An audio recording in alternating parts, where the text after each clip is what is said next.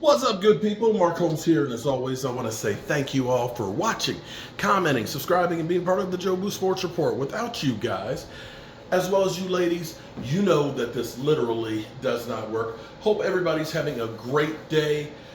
We have some news on our fearless leader, Mike McCarthy, okay? I got the shock of the day when I found out that Mike McCarthy was having surgery. Shout out to my man Game Time, who let me know while we were driving down the road. Mike McCarthy, if you hadn't heard, is having an emergency appendectomy or appendix. I get whatever. Taking out his damn appendix. Okay, I don't know how to pronounce it. You know I need that brain. I just work hard. So we have word that he is out of surgery. That everything was very, very successful. So that is great news. Now here's what's kind of cool about the Cowboys situation. Because last year, because of COVID, Mike McCarthy missed a whole bunch of time last year. DeMarcus Lawrence actually talked about that. You know, you don't like to be missing your coach, but it prepared them because they've been here before. And so that's the good news, at least for the Cowboys, that, hey, we got it. Mike McCarthy's not here, but we're okay because we actually have great assistant coaches that can take up the slack. But he is planning on being on the sidelines and calling plays and things come Sunday as well. So that's great news to hear. But even better news, oh my goodness, which does not bode well necessarily for the Eagles. See, right now, here's the way I look at things. You know, I've had the TV on. You know, this place is getting to be incredible here. Okay, I've gotten to the point where when I'm not here, I miss being here. This is becoming like my second home. And I think because when you put in the work for something like this, you own it. You see the progress. You know, it's sitting here, it's 30 degrees outside, but inside here it's warm. We froze our ass off, last year working on it before we got heat and air conditioning. And, we had to stop working when the sun went down because we didn't have lighting, and then we got floodlights and stuff. But to be able to know that I can just go over here and do like this and turn the lights down low, turn the lights down low and bow, chicka bow, wow. Okay, anyway, the fact that I can walk on this floor now and not have to worry about stepping on nails barefoot, to be able to open and close the window, it's a great feeling. So I'm happy to be back here and now working on the finishing touches. So as you do these things, you learn more and more and so on, and you learn to appreciate it. But the Cowboys, because of COVID last year, ended up having Dan Quinn as the head coach for one of the games that they ended up winning. I can't remember which one it was, but Dan Quinn did an outstanding job. He was on the sidelines instead of being up in the booth. And of course, there's some speculation that there could be as many as 12 coaching openings out there. And of course, Dan Quinn will be one of those hot hires. And you don't know if we'll be able to keep Dan Quinn. But it's my contention, because the reason why I was talking about the red brick house here, it's my contention that as you get older, what you want changes. Okay? When I was younger, I was thinking, I want my construction company. I want to do big jobs. I want to have multiple jobs going on at the same time.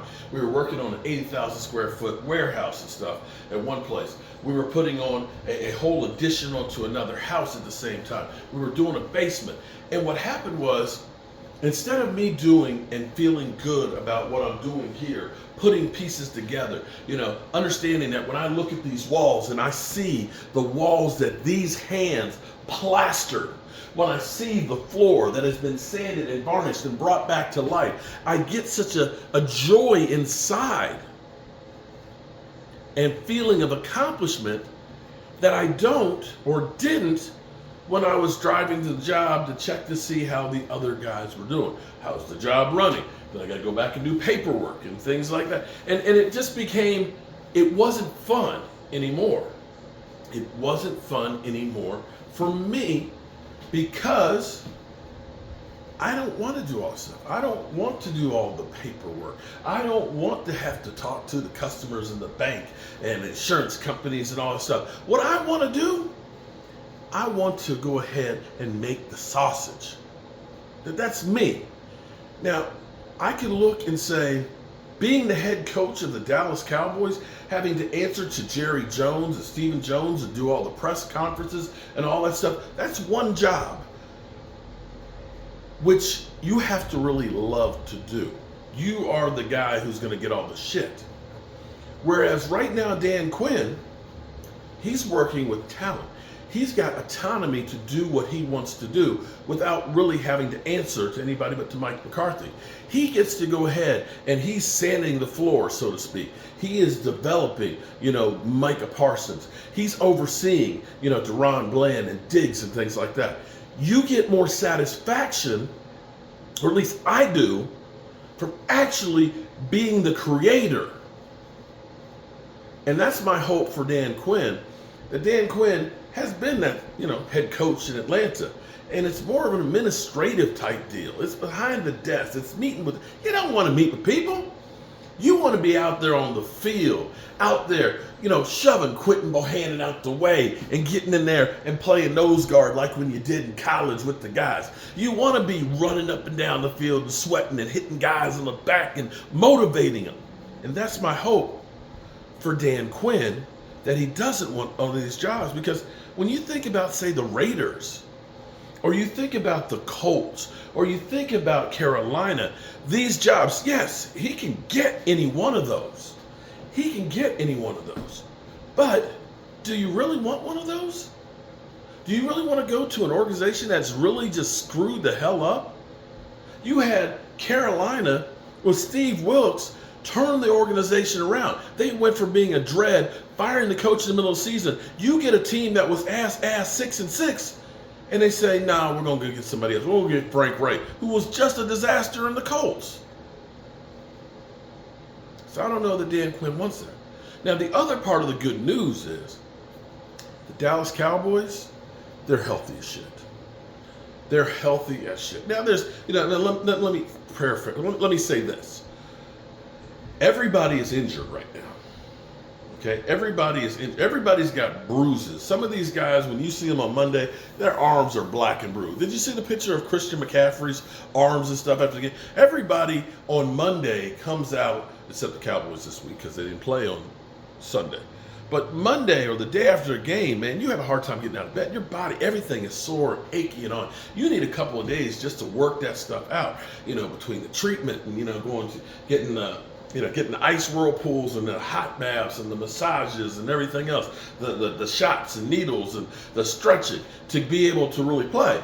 But it doesn't mean that you are hurt where you can't play. So when we look at the injury report right now, knock on wood, medical malfunctions, we don't have any that should preclude anybody from missing the game. The Cowboys, now I know we lost Diggs and stuff. We lost Leighton Vander Esch and things.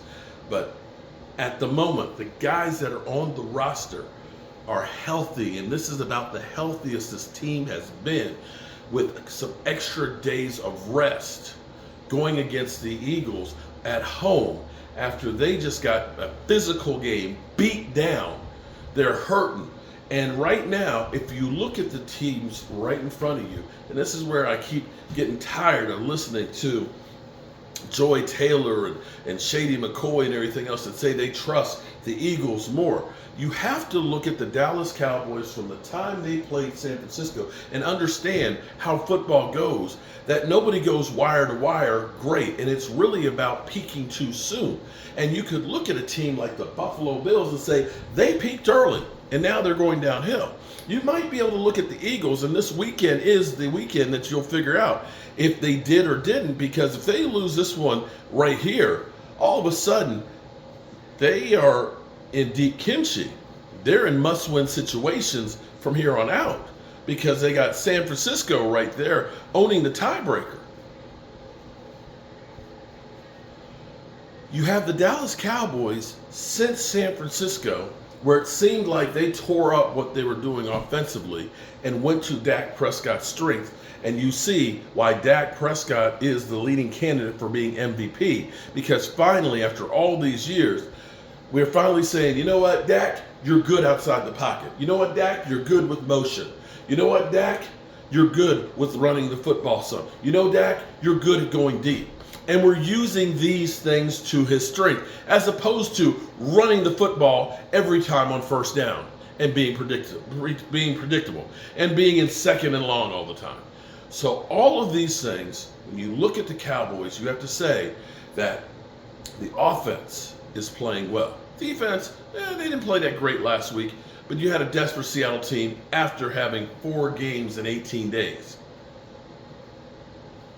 Understand, football every week is a different week. But the Cowboys, they're trending up. The Eagles have been flat all season without ever really hitting the peak that they had last year. And you look at it and say, you've let teams that are not good, like the Commanders, score 31 points on you twice. You've let guys like Mac freaking Jones, throw 3 TD passes. The same team that lost 3 weeks in a row with their defense holding people to 10 points or less. So you look at this and say, yes, the Eagles got blown out by the 49ers, just like we did. But you have to look at the Cowboys and say, they've been better since that time. The Eagles, the fact that people are actually questioning whether or not Jalen Hurts should be benched right now to try and get better, tells you all you need to know. All right, so that's the good news we have. Mike McCarthy out of surgery, good to go. Cowboys, nobody out on injury. I'm Mark Holmes, and well, we can turn the lights back up. Bam. Bam. Mark Holmes here, and I appreciate y'all. Peace.